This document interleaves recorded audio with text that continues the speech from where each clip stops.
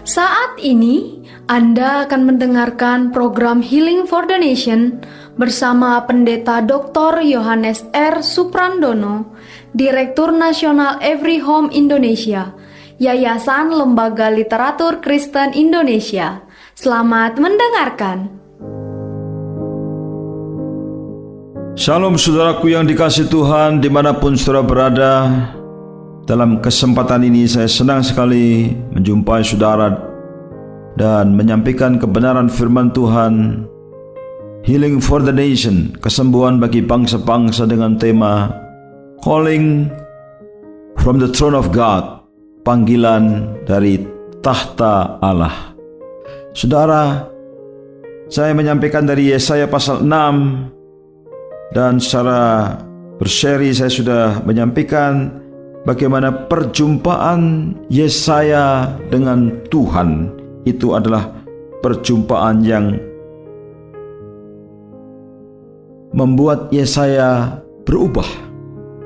Perjumpaan yang membuat Yesaya bergetar, membuat Yesaya akhirnya berpindah haluan dan meyakini akan panggilannya, bahwa dia dipanggil, diutus di tengah-tengah bangsa yang sedang melawan Tuhan. Dan saudara tahu bahwa selama karir dia sebagai nabi Tuhan, dia menghadapi perjumpaan-perjumpaan, pergumulan-pergumulan yang kadangkala membuat dia merasa ingin menyerah. Tetapi panggilan Tuhan yang kuat itu terus meneguhkan dia, sehingga sampai kira-kira 40 tahun dia melayani bangsa Yehuda. Saudara, di dalam panggilan ini dia mendengar suara seruan malaikat-malaikat yang menjaga kekudusan Allah, Seraphim, saudara. Dan malaikat itu selalu memuji Tuhan. Malaikat itu selalu mengakui kekudusan Tuhan. Malaikat-malaikat itu selalu menyembah Tuhan. Kudus, kudus, kuduslah Tuhan semesta alam, seluruh bumi penuh kemuliaannya. Apakah yang dipelajari dari teks ini? Yesaya melihat Tuhan dan melihat malaikat Tuhan yang mengagungkan Tuhan. Kudus, kudus, kudus. Dan dalam kitab Wahyu juga penglihatan Yohanes di sana juga mengulangi suatu penglihatan yang temanya sama, bahwa di surga ada penyembahan, di surga ada pengagungan, karena Allah itu kudus, Allah itu suci, Allah itu bertahta, Allah itu berkuasa berdaulat, dan Allah itu memerintah. Dan Allah memerintah dari surga yang kudus. Dan kekudusannya itulah yang dibawa ke bumi. Karena bumi, saudara, sudah tercemar. Bumi sudah tidak penuh kemuliaan Tuhan lagi. Bumi sudah melawan dan memberontak Tuhan kepada Tuhan. Dan bumi harus menerima kabar tentang kekudusan Allah. Dan kekudusan Allah yang akan memberi pengharapan ketika bumi menerima kehadiran Allah yang Maha Kudus itu di tengah-tengahnya. Belum lama ini saya berbicara kepada seorang anak muda yang merasa frustasi dan sakit hatinya karena setelah dia banyak membaca buku, banyak belajar, kemudian dia melihat dunia itu penuh dengan tipuan. Dunia itu penuh dengan kekacauan. Dunia itu penuh dengan kekosongan. Dan kemudian saya juga baru mengajar di sebuah kelas. Kemudian saya menguraikan tentang kitab Pengkhotbah, bahwa hidup ini seperti angin yang terbang, tiba-tiba kemudian hilang tiba-tiba. Artinya bahwa hidup ini begitu singkat dan begitu sia-sia.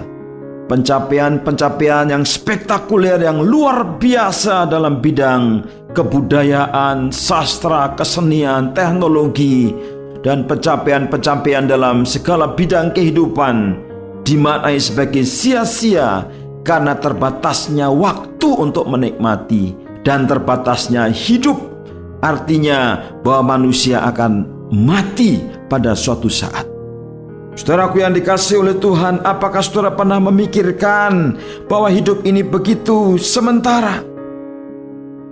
Saudara, kita kebanyakan tidak akan hidup sampai 100 tahun lagi, atau sampai usia 100 pun, ya, kita tidak akan mencapai.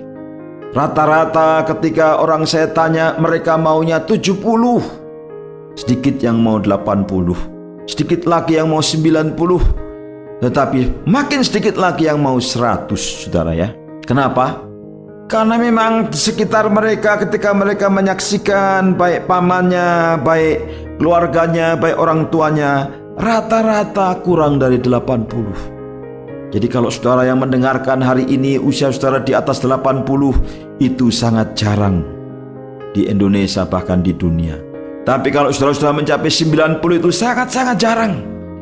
Kemarin ada seorang anak muda, dia memposting foto nenek buyutnya, generasi keempat di atas dia masih hidup. Tapi itu sangat jarang. Saudaraku yang kasih Tuhan, di tengah-tengah hidup yang sementara ini, saudara, apa yang saudara banggakan? Apa yang saudara sombongkan? Apa yang akan saudara pamerkan? Saudara, seperti Yesaya ini, sejak dia muda, dia mengenal Tuhan sebagai yang Maha Kudus, Kados Israel, yang Maha Kudus, Allahnya Yehuda, Allahnya Israel. Saudara, yang pertama-tama kenalah yang Maha Kudus. Ketika Yesaya berdoa di bait Allah, kemudian dia menerima penglihatan. Saya panggil saudara semua supaya saudara senang untuk masuk ke kamar, kunci pintu kamar saudara, dan berdoalah, temui yang Maha Kudus, temui Bapa yang ada di surga, yang kudus itu. Saudaraku yang kasih Tuhan, itu yang pertama, saudaraku. Mari kita berdoa, karena doa itu sangat penting sekali, dan doa akan membawa pengenalan kita kepada Tuhan semakin intim dan semakin intim, karena kita akan menyaksikan kemuliaan Allah di bumi ini ketika kita berdoa. Saudara, pokok yang kedua yang kita diskusikan ketika kita bicara tentang kekudusan Allah, artinya bahwa dia terpisah dari dosa. Secara moral dia tidak tercemar, tidak ada cacat, tidak ada bercak, tidak ada noda, tidak ada noktah, tidak ada sedikit pun. Tetapi kalau kita melihat diri kita sendiri, Yesaya ketika melihat dirinya sendiri, dia bertobat. Saudara, mari kita datang kepada Tuhan yang Maha Kudus. Izinkan Tuhan memeriksa hidup kita. Apakah kita setia? Apakah kita taat kepada Tuhan?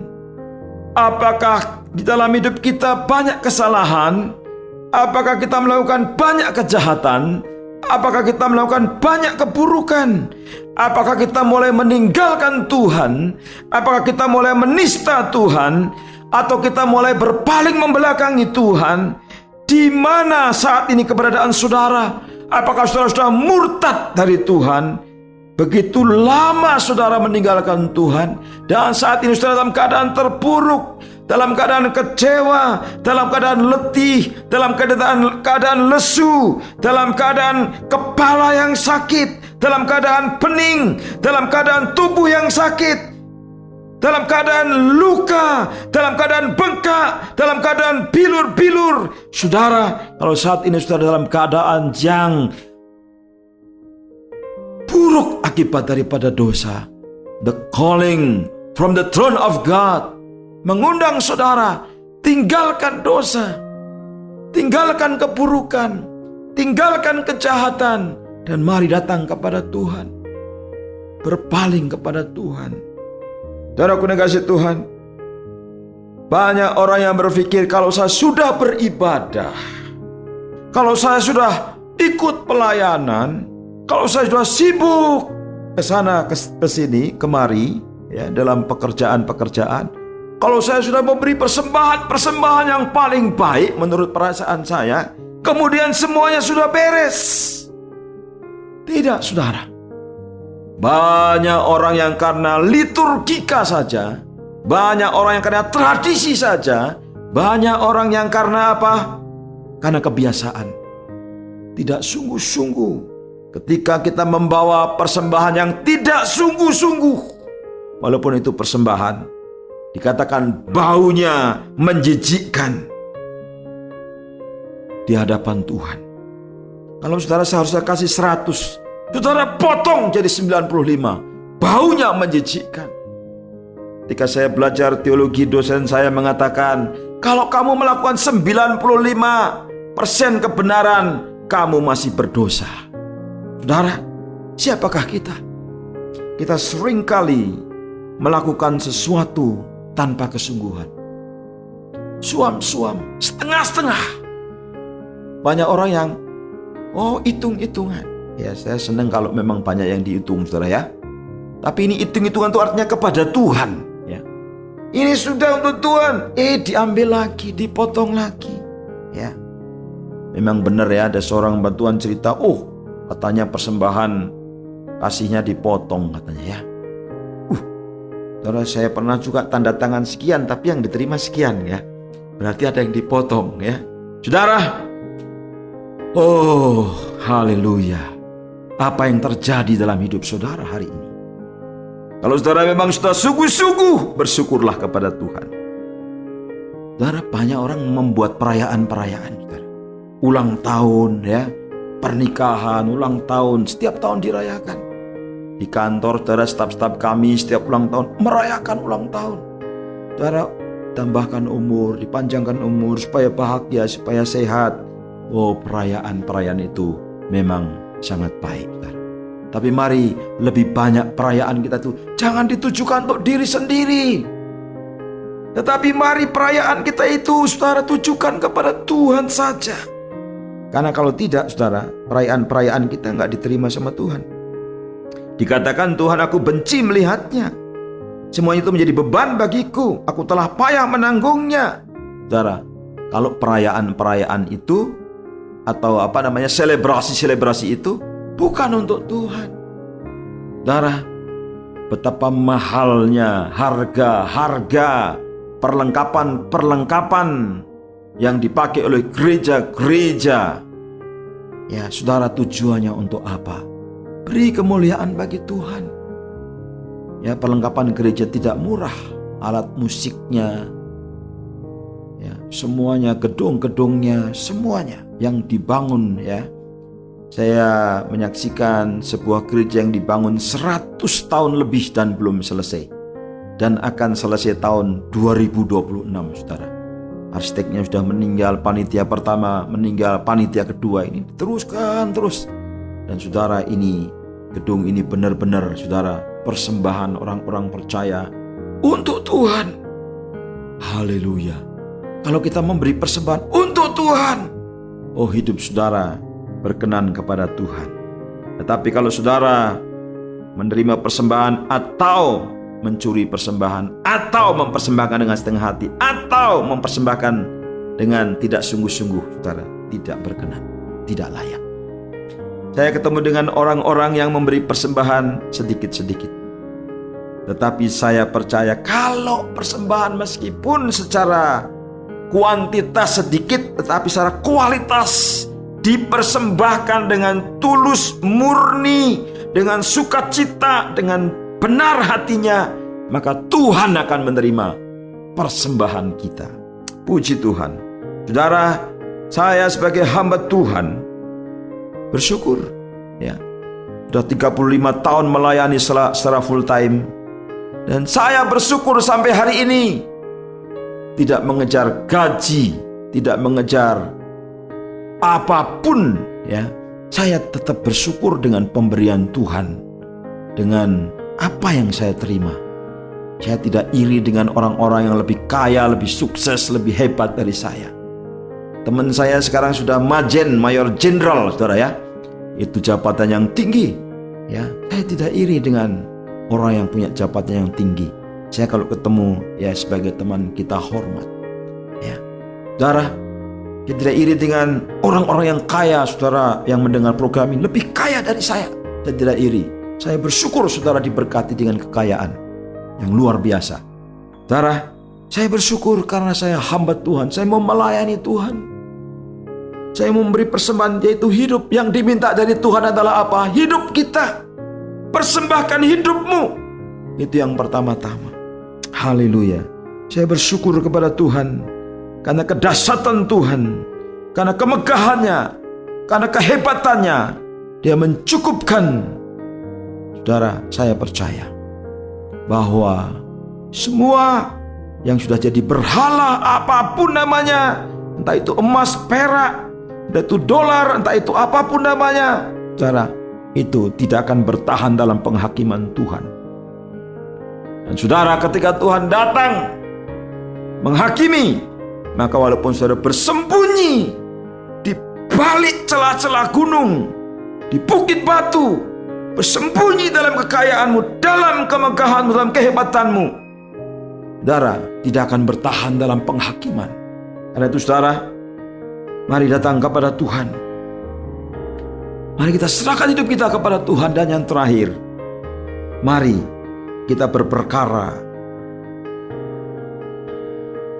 di hadapan Tuhan. Firman Tuhan, marilah baiklah kita berperkara. Firman Tuhan, kudus, kudus, kuduslah Tuhan semesta alam, Yahweh Sebaot. Tuhan itu kudus. Dia kudus, Dia suci, Dia adil, Dia benar. Dia akan menghakimi segala keberdosaan kita. Karena itu kita berperkara sebelum penghakiman datang. Tuhan, aku datang kepadamu, aku mengaku di hadapanmu. Jika kita mengaku dosa kita, Ia setia dan adil, dan Dia akan menyucikan kita dari segala kejahatan kita. Dikatakan dalam ayat ini saudara, meskipun sekalipun dosamu merah seperti kirmisi, akan menjadi putih seperti salju. Sekalipun berwarna merah seperti kain kesumba, akan menjadi putih seperti bulu domba. Saudara, apakah yang menjadi pemisah antara kita dengan Allah kita? Yaitu dosa kita. Allah akan menjangkau kita, Allah akan menolong kita, Allah akan membangkitkan kita, Allah akan menghidupkan kita, Allah akan memberkati kita, Allah akan mengangkat kita ketika kita hidup suci. Dan hidup suci adalah kebahagiaan. Berbahagialah orang yang suci hatinya. Dan kalau saudara hidup suci, kebahagiaan yang tidak ada habis-habisnya. Itulah kekekalan dalam hati. Kekekalan dalam hati, kekekalan bukan di dalam waktu.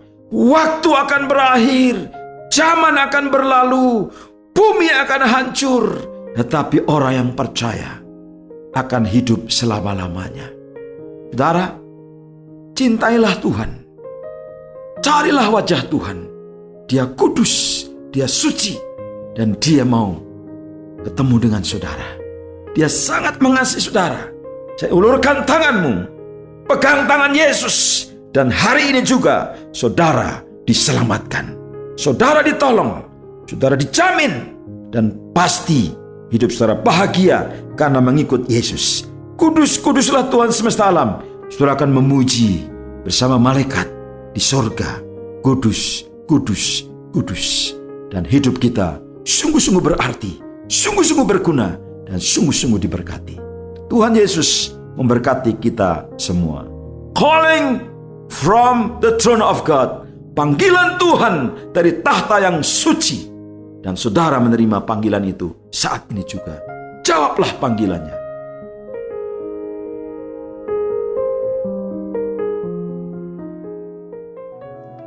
Anda baru saja mendengarkan program Healing for the Nation bersama Pendeta Dr. Yohanes R. Suprandono. Jika Anda membutuhkan traktat, buklet, kursus Alkitab tertulis, Dapatkan secara gratis dan cuma-cuma. Anda dapat menghubungi nomor di 0877 8801 0003. Sekali lagi 0877 8801 0003 atau di 022 8600 1244. Sekali lagi 022 8600 1244. Anda juga dapat mendukung dalam dana dengan memberikan persembahan ke nomor rekening BRI 0137 0100 0997 567 atas nama Yayasan Lembaga Literatur Kristen Indonesia. Anda juga dapat mengunjungi website kami di www.everyhomeindonesia.com. Terima kasih atas perhatian Anda telah mendengarkan program ini. Tuhan Yesus memberkati.